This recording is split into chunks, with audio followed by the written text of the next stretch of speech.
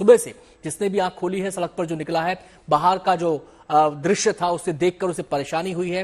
किसी को खांसी हुई है, किसी को नाक में दिक्कत हुई है, किसी को आंखों में जलन हुई है, किसी को हेडेक हुआ है। हम सीधे रुक करेंगे, दो संवाददाता हमारे साथ जुड़ गए हैं। नीतू झा हमारे साथ मौजूद हैं दिल्ली से और मनीष चौरसिया भी हमारे साथ दिल्ली से मौजूद हैं। मनीष, सबसे पहले तो अपनी लोकेशन बताएं, दिल्ली में आप इस समय कहां पर हैं और वहां का आसमान इस समय कैसा दिखाई दे रहा है? सुबह से हालात कुछ सुधरे हैं या फिर स्थिति और खराब हुई है? अनंत, मैं इस वक्त दिल्ली के अक्षरधाम फ्लाईओवर पर हूं और जब भी हम इस फ्लाईओवर से गुजरते हैं हमें सामने अक्षरधाम दिखाई पड़ता है। अभी थोड़ा सा विजिबल है अक्षरधाम मंदिर, लेकिन सुबह से मैं आज फील्ड में ही हूँ, रिपोर्टिंग कर रहा हूँ पोल्यूशन पर ही। सुबह यहाँ से अक्षरधाम दिखाई नहीं पड़ रहा था और अभी शायद इसलिए दिखाई पड़ रहा है क्योंकि सन मूव होकर अक्षरधाम के ठीक ऊपर पहुंच गया है, इसलिए अभी थोड़ी बहुत विजिबिलिटी है, अक्षरधाम दिखाई पड़ रहा है। लेकिन सुबह से ये विजिबिलिटी जीरो थी, यहाँ से अक्षरधाम मंदिर भी दिखाई नहीं पड़ रहा था। AQI आज दिल्ली का ओवरऑल 500 पहुंच गया था। ऐसे में आप समझ सकते हैं कि ये खतरा कितना ज्यादा बढ़ता जा रहा है और हम बात सिर्फ दिल्ली की कर रहे हैं, लेकिन खतरा हमें समझना होगा कि पूरे दिल्ली NCR में है।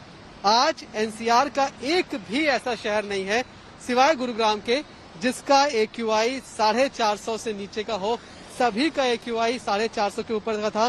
दिल्ली अगर 500 था तो ग्रेटर नोएडा जो कि अक्सर टॉप पर रहता है उसका भी AQI 486 के आसपास सुबह से बना हुआ है। नोएडा का जो सेक्टर 62 का इलाका है उसका AQI 492 था सुबह, और ऐसे ही गाजियाबाद की हम बात करें तो वहां का भी AQI 400 के ऊपर था। तो कुल मिलाकर बात सिर्फ दिल्ली की नहीं है। सिर्फ इस बात से काम नहीं चलेगा कि दिल्ली में क्या कुछ चीजें की जा रही हैं पोल्यूशन से निपटने के लिए। बहुत जरूरी कि जो एडजर्निंग जो स्टेट्स हैं, जो यूपी है, हरियाणा है, राजस्थान है, वहां पर क्या कुछ हो रहा है। तो यूपी में ऐसा भी बहुत कुछ होता हुआ दिखाई नहीं पड़ता है। आनंद विहार, मनीष, सुबह हवा की गति कुछ धीमी थी, अब आप कह रहे हैं कि विजिबिलिटी में ज्यादा नहीं, थोड़ा सा फर्क पड़ा है, यानी कि कुछ स्मॉग कम हुआ है या फिर नीचे सेटल डाउन हुआ है। तो क्या हवा की गति में कोई फर्क आया है सुबह से लेकर अब तक?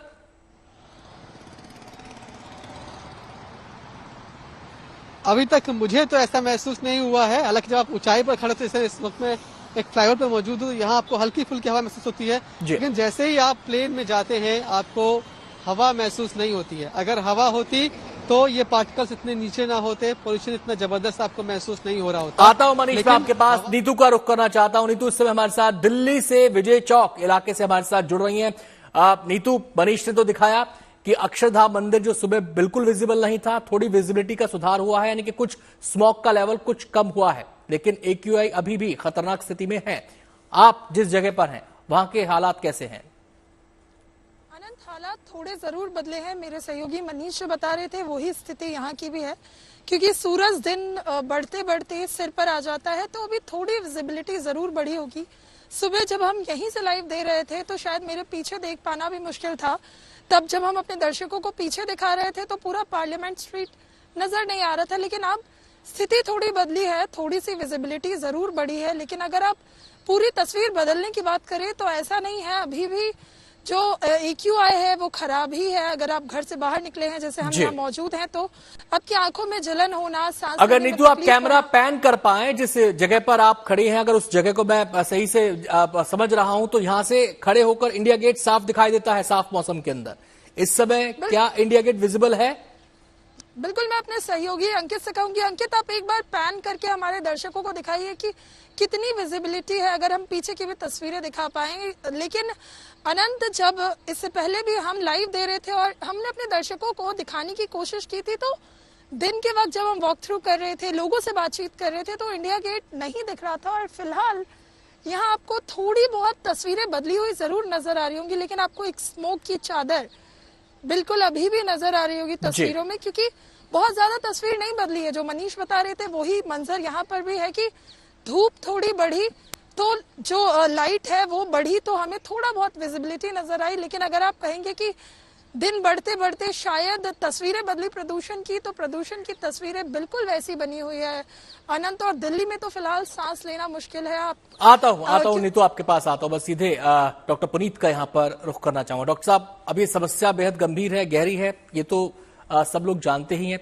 ये कैसे इफेक्ट कर रही है ये भी हमने आपसे समझा।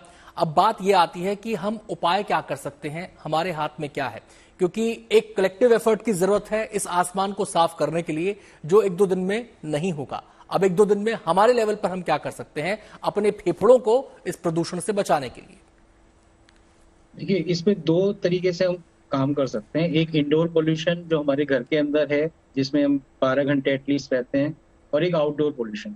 जैसे अभी मैं देख रहा था कि सूरज के ऊपर उगने से थोड़ा सा टेम्परेचर बढ़ने से जैसे ही जो पार्टिकुलेट मैटर है वो सेटल डाउन हो जाता है, इसलिए विजिबिलिटी भी बढ़ती है।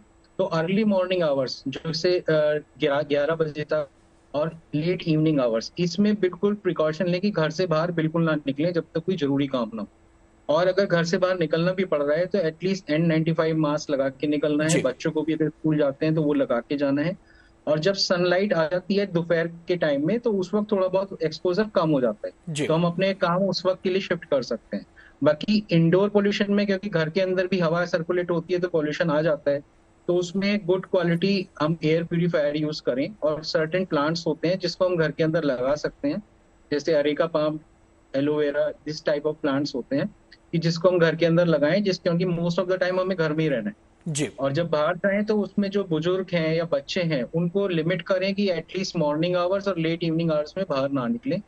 और बच्चों के बारे में मैं एक बात बताना चाहूंगा कि बच्चों के जो लंग्स होते हैं वो डेवलपिंग फेज में होते हैं, तो जब उसमें प्रदूषण का एक्सपोजर होता है तो उनको बार बार कफ, निमोनिया, ब्रोंकाइटिस इसके एपिसोड्स होने से लंग्स में स्ट्रक्चरल डैमेज आ जाता है जो कि परमानेंट होता है, जो आगे चल के उनके जैसे वो एडल्ट होंगे तो उनकी लाइफ पे इफेक्ट करेगा। इस तरीके के बच्चों में बार बार आगे चल के सांस फूलना, ब्रोंकाइटिस अटैक पड़ना, निमोनिया होना, ओवरऑल लाइफ एक्सपेक्टेंसी पे भी ये इफेक्ट डालता है कि जो बिल्कुल जो हमारे न्यू बॉर्न बच्चे हैं अप टू 10 ईयर्स, उनके जो लंग्स डेवलप हो रहे हैं, उनको आने वाले समय में जो रेस्पिरेटरी डिजीज है उसके होने की संभावना बहुत ज्यादा है। तो उनको स्पेशल प्रिकॉशन रखना है कि जितनी काम हम टाल सकते हैं अभी नेक्स्ट 1 मंथ के लिए वो करें।